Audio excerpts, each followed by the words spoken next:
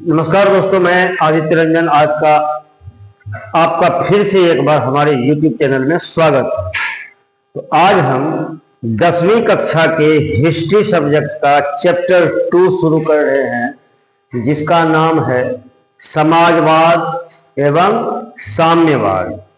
तो सबसे पहले हम लोगों को समाजवाद की बात करनी है कि समाजवाद है क्या। आप जैसे यहाँ पर लिखा हुआ है कि समाजवाद एक ऐसी सामाजिक और आर्थिक व्यवस्था है जिसमें उत्पादन के साधन कौन सब होता है? जमीन, फैक्ट्रियां, मशीन इत्यादि, यहाँ जहां से कि कोई वस्तु या सेवा का उत्पादन हो सके। हाँ, उत्पादन के साधन निजी व्यक्तियों के बजाय समाज या राज्य के नियंत्रण में होते हैं। ठीक है, तो समाजवाद का एक छोटा सा परिभाषा, कॉन्सेप्चुअल डिफिनेशन आप देख रहे हैं। हाँ, कि समाजवाद एक ऐसी सामाजिक आर्थिक व्यवस्था है जिसमें उत्पादन के साधन पर निजी व्यक्तियों के बजाय समाज या राज्य का अधिकार होता है, या समाज या राज्य के वो नियंत्रण में होता है। तो दूसरे शब्दों में हम कह सकते हैं यह एक ऐसी शोषण उन्मुक्त समाज की स्थापना चाहता है जिसमें उत्पादन के सभी साधनों, कारखानों, विपणन में सरकार का एकाधिकार हो। ऐसी व्यवस्था में उत्पादन निजी लाभ के लिए न होकर समाज के कल्याण के लिए होता है। तो समाजवाद का सबसे मूल सिद्धांत यही हो जाता है, जो कि पूंजीवाद से अलग है। पूंजीवाद का उद्देश्य होता है निजी लाभ को बढ़ाना, जबकि समाजवाद का उद्देश्य है कि सामाजिक कल्याण को आगे बढ़ाना। अब देखते हैं, ये तो क्लियर हो गया यहां तक। अब है समाजवाद के मूल सिद्धांत कौन सब। सबसे पहला सिद्धांत है समानता, यानी अमीर गरीब के अंतर को कम करना। समाजवाद का सबसे मेन थ्योरी जो है, मुख्य सिद्धांत यही है कि समाज में जो अमीर और गरीब के बीच में जो दूरियां बढ़ रही थी, खास करके औद्योगिक क्रांति के बाद, अमीर और गरीब के बीच की दूरियां बहुत ज्यादा बढ़ रही थी। उसी दूरियों को कम करने के लिए समाजवाद का सिद्धांत आया। तो समाजवाद के मूल सिद्धांत में समानता पहला हो गया। दूसरा सामूहिक स्वामित्व, यानी किसी भी संसाधन पर समाज का अधिकार होना चाहिए। संसाधन पर समाज का नियंत्रण, यानी उद्योगों का निजी से सामाजिक या राजकीय स्वामित्व। दो तरह के उद्योग होते हैं। एक वो उद्योग जो कि व्यक्ति खुद से स्थापित करता है, दूसरा वह उद्योग जो कि सरकार के द्वारा स्थापित किया जाता है। तो यहां हो जाएगा सामूहिक स्वामित्व, मतलब कि किसी भी संसाधन पर राज्य या समाज का नियंत्रण, न कि किसी व्यक्ति विशेष का नियंत्रण।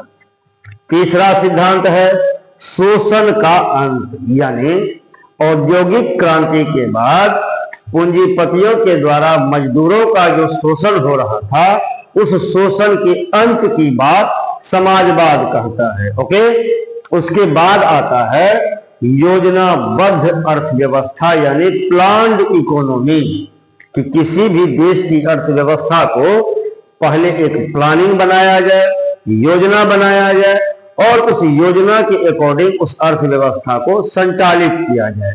और अगला सिद्धांत है कल्याणकारी राज्य।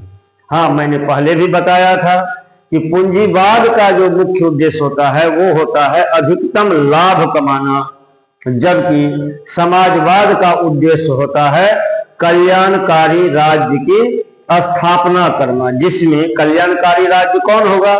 वह राज्य जो शिक्षा, स्वास्थ्य, रोजगार की गारंटी दे। ठीक है, कल्याणकारी राज्य कौन होगा? फिर से देख लीजिए, जो शिक्षा, स्वास्थ्य और रोजगार की गारंटी दे। ये नहीं कि मंदिर बनाने की गारंटी दे, वो कल्याणकारी राज्य नहीं होगा। उसके बाद न्यायपूर्ण वितरण, यानी धन सभी वर्गों में न्यायपूर्ण रूप से बांटा जाए। ठीक है, ऐसा नहीं हो कि अडानी को 1 रुपया में बिहार में ढेर सारी जमीनें मिल जाए और आपको 1 रुपया में एक चॉकलेट भी मिलना मुश्किल हो जाएगा, तो ये न्यायपूर्ण वितरण नहीं है। तो खैर इंटर रिलेट करना है आप लोगों को। तो समाजवाद के मूल सिद्धांत में कौन सा सिद्धांत आ गया? समानता, सामूहिक स्वामित्व, शोषण का अंत, योजनाबद्ध अर्थव्यवस्था, कल्याणकारी राज्य, न्यायपूर्ण वितरण। अगर आपको मैट्रिक के एग्जाम में पूछता है कि समाजवाद के मूल सिद्धांत क्या है, आप इन सिद्धांतों को लिखकर आराम से अंक प्राप्त कर सकते हैं। आगे बढ़ते हैं। समाजवाद का उदय। समाजवाद 19वीं सदी में उस समय में उभरा। कब? जब औद्योगिक क्रांति के कारण पूंजीपति अमीर बनते जा रहे थे। खास करके 18वीं शताब्दी में औद्योगिक क्रांति के बाद सभी देशों की आर्थिक व्यवस्था में बहुत ज्यादा परिवर्तन हुआ।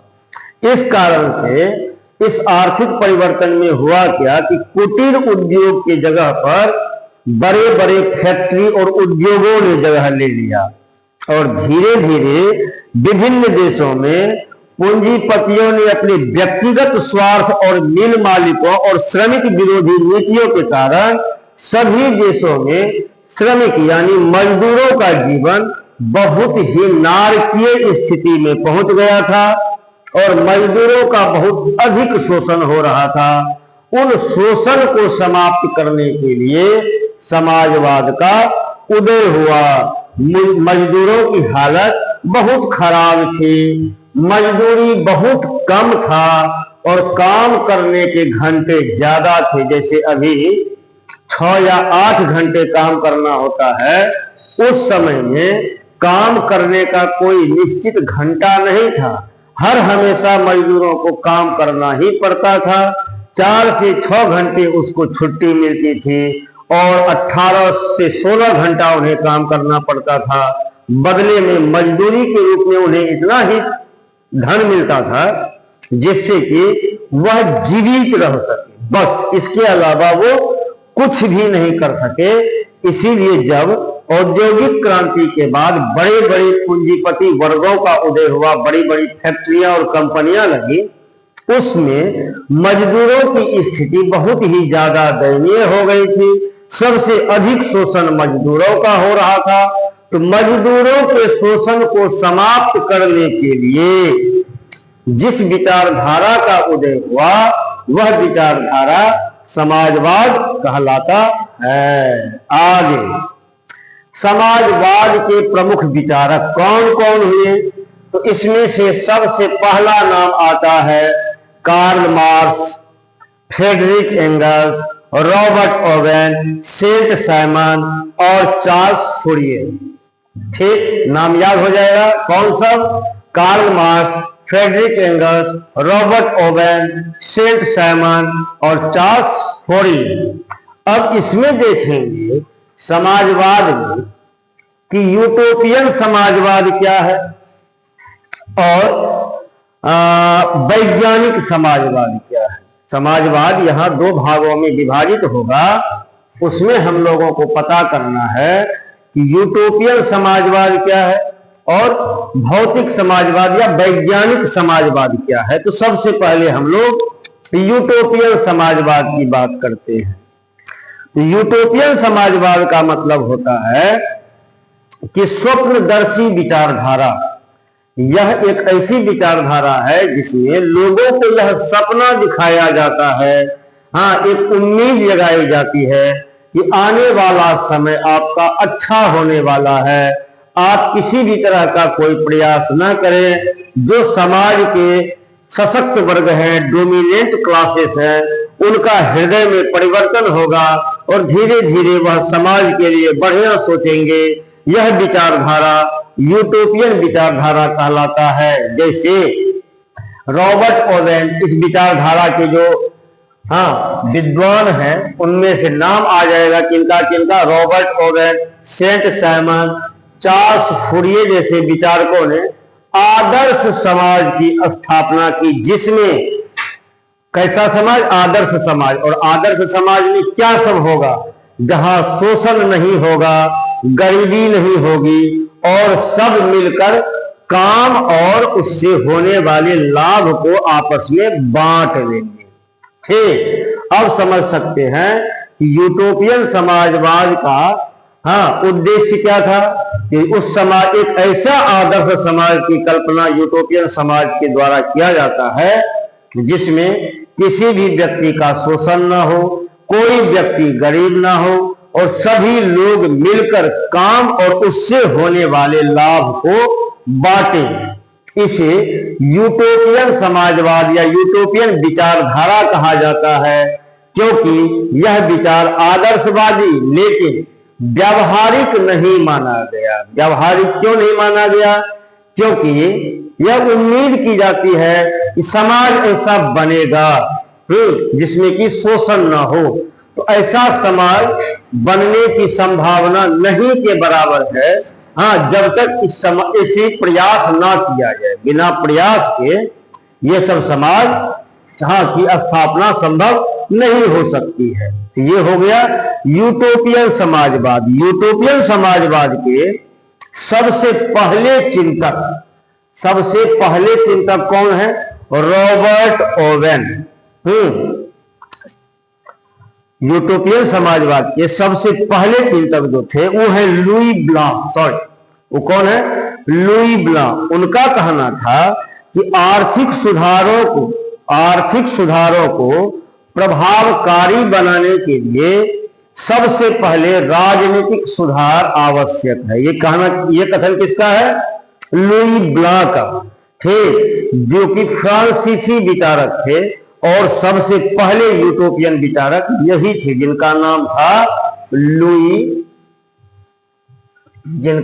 है लुई ब्लांक। ये आ जाएगा आपका क्वेश्चन में कि लुई ब्लांक किस विचारधारा के समर्थक थे? तो यूटोपियन समाजवाद। कहां के थे? तो फ्रांस के। और इनका सबसे मुख्य कथन क्या है? इनका कहना है कि आर्थिक सुधारों को प्रभावकारी बनाने से पहले राजनीतिक सुधार आवश्यक है। तो यूटोपियन समाजवाद एक समाजवादी विचारक एक लुई ब्लांक थे। दूसरा, फ्रांस से बाहर एक यूटोपियन विचारक थे जिनका नाम था रॉबर्ट ओवन और वह ब्रिटिश उद्योगपति थे। और उन्होंने अपने कंपनी में काम करने वाले मजदूरों को बेहतर वेतन दिया, सुविधाएं दी, और उसने यह देखा कि मजदूरों को अच्छे या अधिक वेतन देने से कंपनी को घाटा के बदले मुनाफा होता है। तो वो